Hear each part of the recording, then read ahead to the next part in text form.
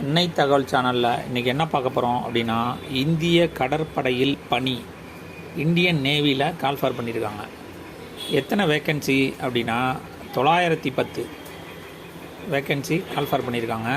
என்னென்ன போஸ்டிங் அப்படின்னா, chargeman workshop, chargeman ஃபேக்ட்ரியில் கால்ஃபார் பண்ணியிருக்காங்க. இதுக்கு வயது வரம்பு 18லேருந்து 25ன்னு சொல்லியிருக்காங்க. அடுத்த posting senior draftsman, electrical, mechanical, construction, cartographic, armament முடித்தவங்க விண்ணப்பிக்கலாம்னு சொல்லியிருக்காங்க. இதுக்கு வயது வரம்பு 18லேருந்து 27. மூணாவதாக ட்ரேட்ஸ்மேன் மேட் போஸ்டிங்னு கால்ஃபார் பண்ணியிருக்காங்க.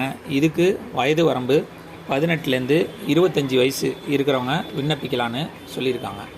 குவாலிஃபிகேஷன் என்ன அப்படின்னா, பிஇ பிடெக் முடித்தவங்க விண்ணப்பிக்கலாம் மற்றும் பிஎஸ்சியில் ஃபிசிக்ஸு, கெமிஸ்ட்ரி மற்றும் மேத்தமெட்டிக்ஸ் முடித்தவங்களும் விண்ணப்பிக்கலான்னு சொல்லியிருக்காங்க.